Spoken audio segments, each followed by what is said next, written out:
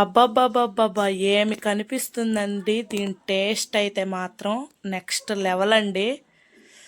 అస్సలు అబ్బా మామూలుగా లేదండి టేస్ట్ మాత్రం. చెప్పడం మాత్రం నాకు అస్సలు చేత కావటం లేదండి. టేస్ట్ మాత్రం ఆ విధానంలో ఉందండి. చూశారు కదండి ఎలా కనిపిస్తుందో కూర అయితే. ఇది పక్కా పల్లెటూరు వంట అండి. Hi friends, welcome to my channel. అందరూ బాగున్నారా అండి? మీరు బాగుండాలని నేనైతే మనస్ఫూర్తిగా కోరుకుంటున్నానండి. ఈరోజు నేనైతే చేపల కూర చేస్తున్నానండి. 1 కేజీ చేపలను ఈ విధంగా నీట్గా అయితే క్లీన్ చేసుకోవాలండి. పెద్ద నిమ్మకాయ సైజ్ అంతా చింతపండునైతే ముందుగానే నానబెట్టుకోవాలండి. శుభ్రం చేసుకున్నటువంటి చేపలనైతే ఒక కడాయిలో వేసుకొని కట్ చేసుకున్నటువంటి ఒక పెద్ద ఉల్లిపాయనైతే యాడ్ చేసుకోవాలండి. పెద్ద టొమాటోని ముక్కలుగా కట్ చేసుకొని వేసుకోవాలండి. ఒక 2 పచ్చిమిర్చి కూడా యాడ్ చేసుకోవాలండి. ఒక హాఫ్ స్పూన్ అయితే పసుపు యాడ్ చేసుకోవాలండి. టూ స్పూన్స్ అయితే మాత్రం కారం యాడ్ చేసుకోవాలండి. ఒక 6 స్పూన్లు ఆయిల్ అయితే యాడ్ చేసుకోవాలండి. ఈ చేపల కూరలోకి ఆయిల్ అనేది ఎక్కువగా ఉంటే చాలా బాగుంటుందండి. నాన్ వెజ్కి దేనికైనా సరే ఆయిల్ కొంచెం ఎక్కువే పడుతుందండి. అన్నీ యాడ్ చేసుకున్న తర్వాత ఈ విధంగా కొంచెం చేతితో అయితే కలుపుకోవాలండి. ఈ విధంగా బాగా మిక్స్ చేసుకున్న తర్వాత చింతపండు రసం ముందుగానే తీసి పెట్టుకున్నటువంటి చింతపండు రసం అయితే ఈ విధంగా యాడ్ చేసుకోవాలండి. చింతపండు రసం యాడ్ చేసుకున్న తర్వాత ఒక 1 గ్లాస్ వాటర్ అయితే యాడ్ చేసుకోవాలండి. వాటర్ మొత్తం యాడ్ చేసుకున్న తర్వాత బాగా మిక్స్ చేసుకొని టేస్ట్కి సరిపడా సాల్ట్ అయితే యాడ్ చేసుకొని మరలా ఒకసారి కలుపుకోవాలండి. ఈ యొక్క ప్రాసెస్ అనేది చాలా సింపుల్గా ఉంటుంది. టేస్ట్ మాత్రం చాలా అద్భుతంగా ఉంటుందండి.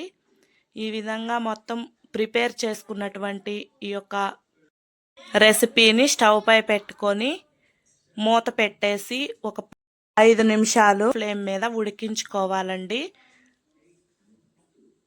హై ఫ్లేమ్ మీద ఉడికించుకున్న తర్వాత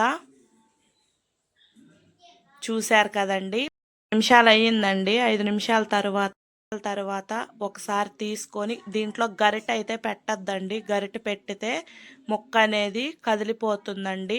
ఈ విధంగా కుదిలించుకోవాలండి పాత్రని. ఈ విధంగా కానీ కుదిలిస్తే ముక్క అనేది అసలు ఏమీ డ్యామేజ్ కాదండి. ముక్క చాలా బాగుంటుందండి. ఈ విధంగా ఒకసారి కలుపుకున్న తర్వాత మరలా మూత పెట్టేసుకొని మరో 10 నిమిషాలు అయితే మీడియం ఫ్లేమ్ మీద ఉడికించుకోవాలండి. 5 నిమిషాలు హై ఫ్లేమ్ మీద, తర్వాత 10 నిమిషాలు మీడియం ఫ్లేమ్ మీద అయితే ఉడికించుకోవాలండి. చూశారు కదండి, 10 నిమిషాల తర్వాత కూర అయితే ఈ విధంగా ఉందండి. వీడియోస్ చూస్తున్నారు కానీ సబ్స్క్రైబ్ చేసుకోవడం లేదండి. మీరు సబ్స్క్రైబ్ చేసుకోవడం వలన, మీరు లైక్ చేయడం వలన ఇలాంటి మరెన్నో మంచి వీడియోస్ చేయాలనే ఆలోచన ఉంటుందండి. 10 నిమిషాలు ఉడికించుకున్న తర్వాత కరివేపాకు అయితే యాడ్ చేసుకోవాలండి. ఉప్పు అది చూసుకొని ఉప్పు సరిపోకపోతే యాడ్ చేసుకోండి. తర్వాత మూత పెట్టేసుకొని ఒక 7 నిమిషాలు అయితే సిమ్లో ఉడికించుకోవాలండి. 7 నిమిషాల తర్వాత గ్రేవీ కన్సిస్టెన్సీ అయితే ఈ విధంగా ఉందండి. భలే కనిపిస్తుంది కదండి. టేస్ట్ కూడా భలే ఉంటుందండి. మా పిల్లలైతే ఇప్పటికి 4 సార్లు వచ్చారండి చేపల కూరతో అన్నమేయమ్మా అని. టేస్ట్ అంత బాగుంటుందండి. ఇదే మెజర్మెంట్స్ ప్రకారం, ఇదే విధానంలో మీరు కూడా ఒకసారి ట్రై చేశారంటే మళ్ళీ మళ్ళీ ఇదే విధంగా మీరు చేసుకుంటారండి. అంత బాగుంటుందండి.